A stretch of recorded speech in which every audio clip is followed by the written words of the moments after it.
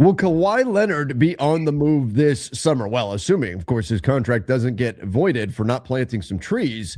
The Clippers may have reason to move off of Kawhi Leonard this summer and reportedly had conversations with the Philadelphia 76ers about a trade that could have sent Kawhi there as well. We'll get into it. I'm Trevor Lane. This is the Basketball Bulletin. Make sure you subscribe right here to the channel. Turn on those notifications as well. A great way to help out the channel is to hit that subscribe button. Joining me is Donnie Freeman. Donnie, it's been very quiet on the Aspiration deal front, and we are expecting that news at some point. I think that's coming. Yeah. But this report came out from Kevin O'Connor that the Sixers were actively making calls pre-deadline, and he was star hunting. Daryl Morey was star hunting with Kawhi Leonard being a name that was connected to Philly.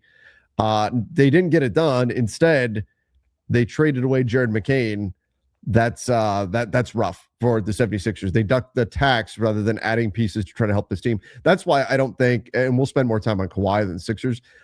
The Sixers are firmly not in the contender tier in the Eastern Conference, in part because they didn't make a win now move at the deadline. They instead worried about their bottom line.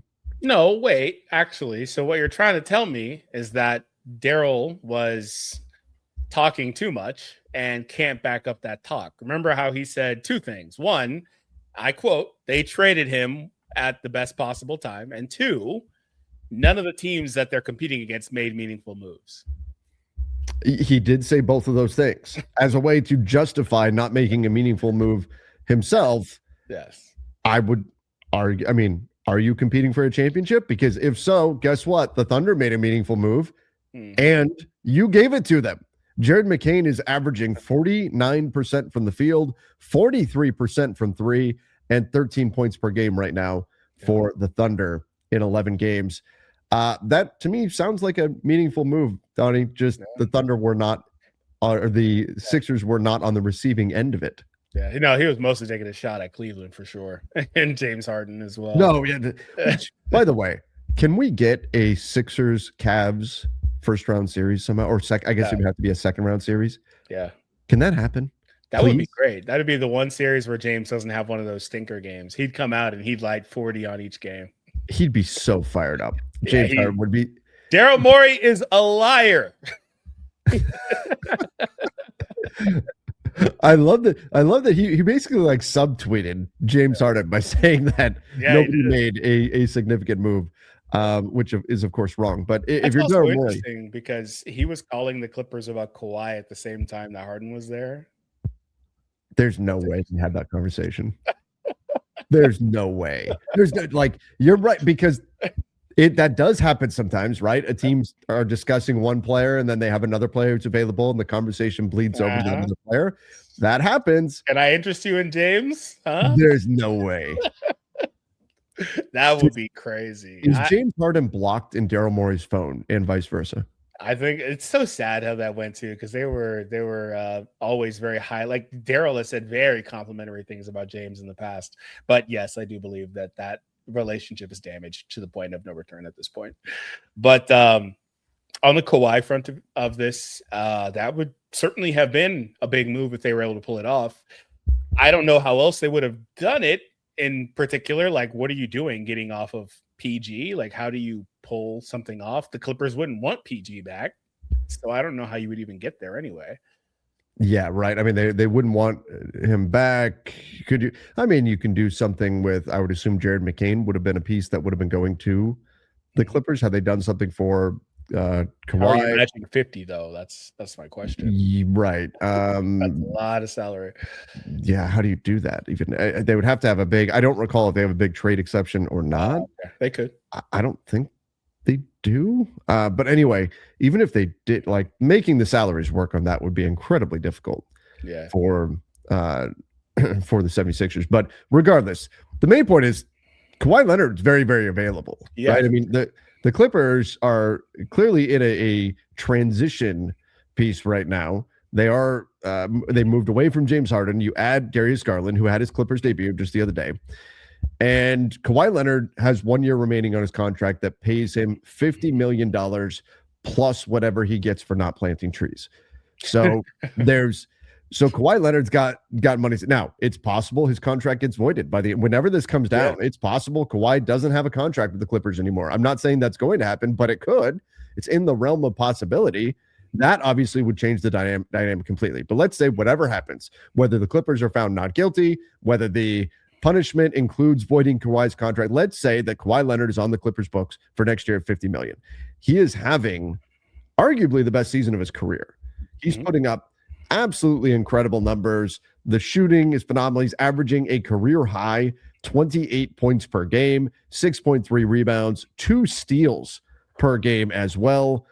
Despite the fact that he's now 34 years old, grabbing rebounds, getting assists, 38% from 3, 50% from the field. The man is a machine this year.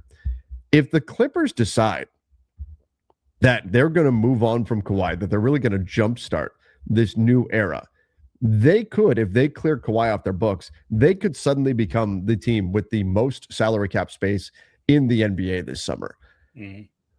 The Sixers had those talks.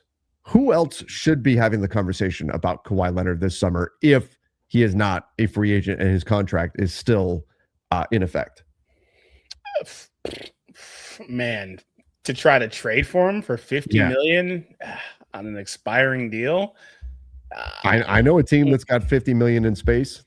Yeah, but they would love if he's voided and he's a free agent. Absolutely. So they don't got to give up really anything, the home run. or they just make it work, right? But also, that team would never trade with this team, or this team would never trade with that team, I should say. They did. No, not in a fair trade, though. That's the point. They're going to say, okay, give us all your firsts. They give us 3 firsts, a deuce hero. To be fair, the and Lakers still make out very well in that if you're giving up 3 firsts for this Kawhi. Well, that's the other thing teams will have to decide. $50 million expiring. How confident are you this Kawhi will have longevity? Yeah, man, I don't know. It's unfortunate, though, because he finally was healthy and able, and the Clippers are ready to tear it down. So would he be healthy and able again next year? I wonder about that. Also, part of me wonders, just I don't know, conspiracy maybe, if he isn't also ready because of some of the other things that are going on around him. And if he's not just going out of his way because of the contract situation, uncertainty around his next contract, etc. And then we're getting like essentially contract year Kawhi Leonard because he doesn't know if he's getting that $50 million next year. Yeah, I kind of wonder that. That's not obviously anything we've heard. That's just me wondering that. So I would be concerned about that just a little bit. But I mean, the guy's insane. So regardless, if you have Kawhi healthy for a playoff round, then you're going to be really well off. So I think most teams should be interested in trying to acquire him. But it's just hard to, like we talked about earlier, trade for $51 million of salary. Right. And if he's in his last year of his deal, is he going to guarantee a extension? Because if he's not, I'm not giving up anything meaningful for him. Right. I mean, if he would have, let's say the Clippers do decide to trade Kawhi, they want to have as much flexibility this summer now as possible. They jumpstart their transition here. The Clippers and Kawhi could be in a tough spot with Kawhi could tell any team that is trading significant assets for him, hey, I'm not going to stay there if you trade for me. And that would essentially nuke any deal because Kawhi would be able to just scare teams off by saying, I won't sign long-term. You're renting me for 1 year and then I'm gone. And over the course how that goes because he did it before. Sure, they won a championship, but if you're Kawhi, you could also say, yeah, you can rent me for a year. And you know what?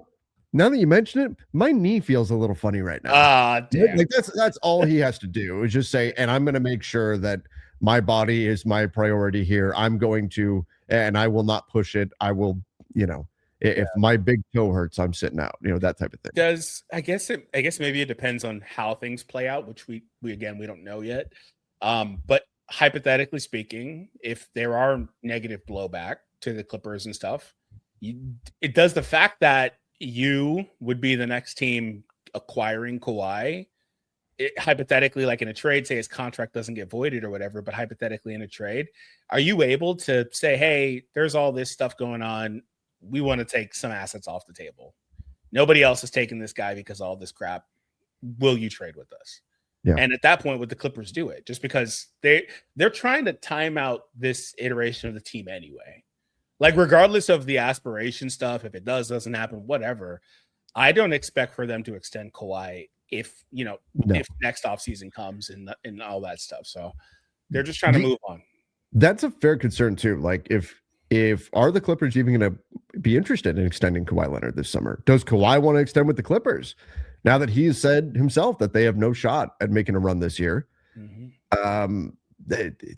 Kawhi could be, whether it's via free agency or via trade, very available. Like, I'm at a point, Donnie, where I think it's more likely than not that he is with a different team that's not the Clippers next summer, regardless of what path it takes to get there.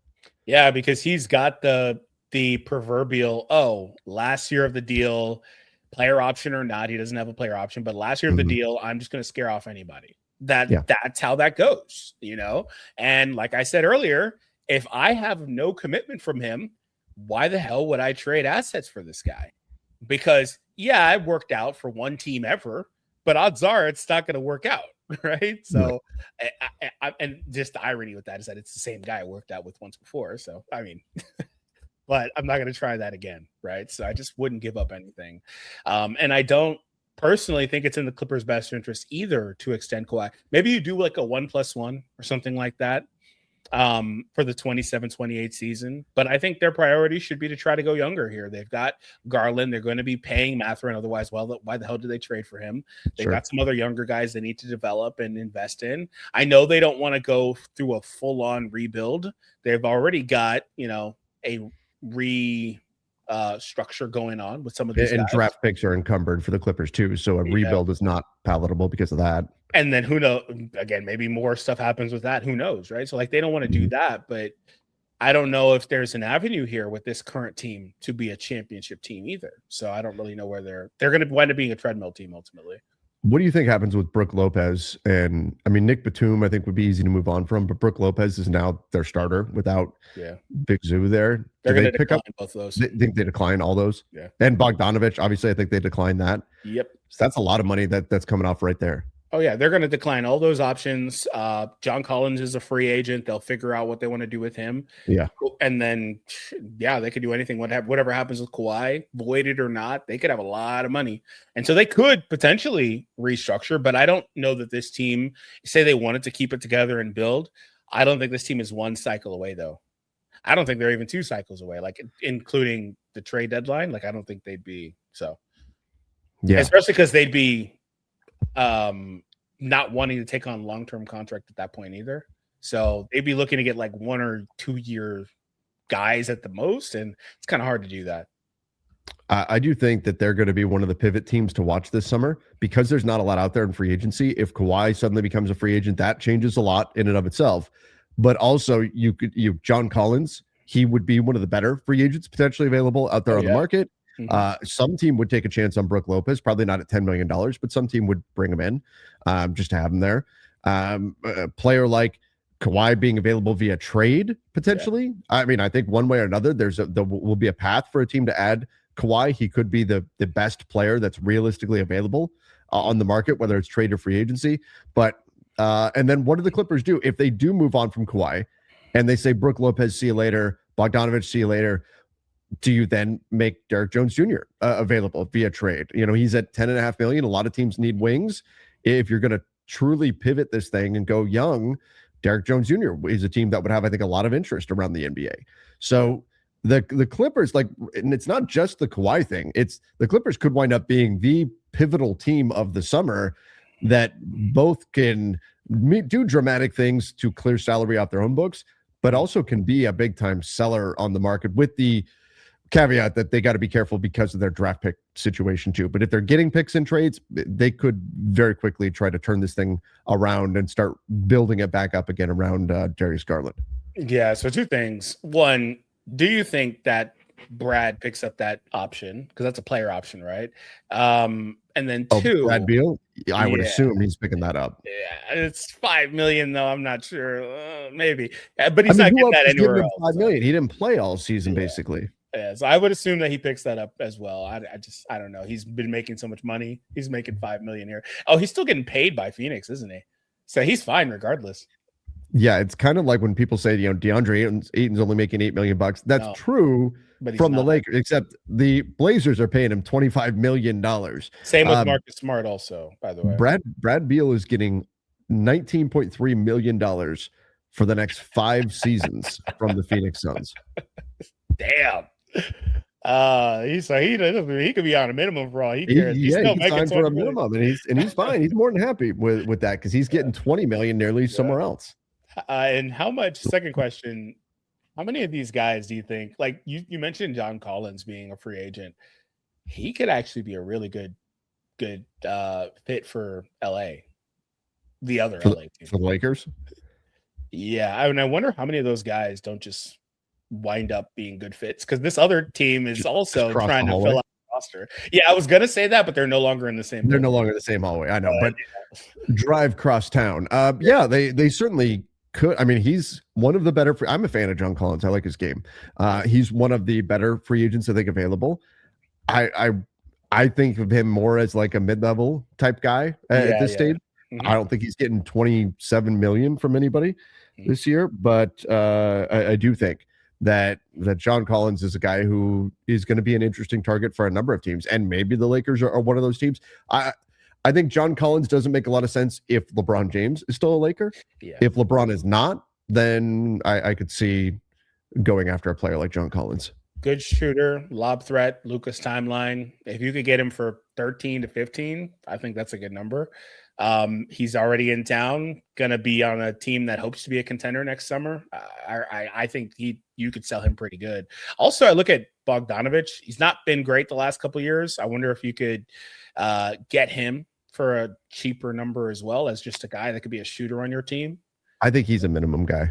Yeah, like just I was gonna say like 3-4 million, but I guess that's kind of it could be a biannual guy. But yeah, I mean the injuries I think have really taken their toll for him. They're obviously not going to pick up that 16. His reality is that he's not going to have anything like that on the market. So you may be able to pick up him as a guy as like a 1-year shooter. So I think there's more options out there. And Batum also is another guy that's a good shooter, but he's kind of a little bit old. Same for Brook. I think there's more options for some of these teams though to add Batum, Brook, some of these guys to these rosters around the NBA that hope to be competitive as well. Bogey is 18 games this season, 37% from the field, 32% from 3 on the season. So he may just be washed now. I think he's a minimum guy. If he may be now that he's in his 30s. That may just be it for Bogdanovich. Yeah. Yep. But the Clippers have some interesting players that are probably going to be on the market is my main point. So we'll see what happens with them and what they decide to do. And in terms of Kawhi, I do think teams would obviously call about Kawhi, especially if he ends the season healthy and he's able to still perform this way. He's obviously going to be one of the best players that would be available. And I think for Kawhi, there's probably a number of teams that he should consider going to. I don't know if he will because he wants to be in LA. But I don't know if the other LA team decides to try to call for him as well. But some of that also just depends on what happens with the Clippers stuff. We've heard various things. So I guess we're still just waiting on that. Yeah, exactly. That's the linchpin of all of this. What happens now to the Clippers? What happens to Kawhi based on this whole aspiration situation? That is going to be a big piece to, is Kawhi a Clipper next summer? Does he get traded to another team? Is contract voided? Is time with another team? But bottom line, the Clippers are in a state of transition, and they've got one of the very best players in the NBA. Daryl Morey clearly was in the hunt for Kawhi, couldn't make a deal work. But I'm really curious to see where he's going to wind up now this summer. Because like I said, I think there's a pretty good chance he is not with the Clippers next year. Yeah, for sure. And I just got to say, we didn't talk enough about the Sixers just because I don't know what the hell they're trying to do, because they've got PG there too. Like, what are they trying to be? The most expensive team ever? I don't really understand what's happening here. And if they traded for Kawhi, would they have extended him? I'd have to imagine they would have. I don't know what they're doing. So Philly needs to build around Tyrese Maxey, VJ Edgecombe.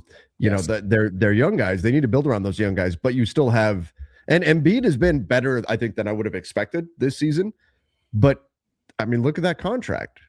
He's got 3 more years after this year under contract, including a $68 million player option in the final year. Yeah, I've said it a dozen times. They're the worst contracts in the NBA. It's the worst contract in the league. Now, Embiid is at least giving you some, production, but the 76ers, they're just in a tough spot because you've got these young guys that are ready to go, and you should be all in on building around these young guys, and you can't fully because these older guys are chewing up all of your salary cap space. So they're in a very tough spot. I would have liked to have seen a young player like McCain stick with the Sixers. Instead, they believe they sold high on him. Right now, it doesn't look like that based on what's happening with OKC. But I guess also it's going to depend on what happens with the picks that they got for McCain. And I also heard that opens up an avenue for them to retain Grimes as another piece of this. Which is interesting. They would have to then pay him this summer, but after him being on a qualifying offer. If you're Quentin Grimes, you're not shutting down any opportunities for a payday right now, though, whether it's the Sixers or otherwise. Yeah, I'd have to imagine that he's going for the bag. So if they want to retain him, this may wind up being in their best bet to have traded McCain. So we'll see what happens with that too. All right, everybody, give us your thoughts on Kawhi, his future, where he's ultimately going to land. Let us know in the comment section. Don't forget to hit that subscribe button as well. Till next time, see ya and stay safe.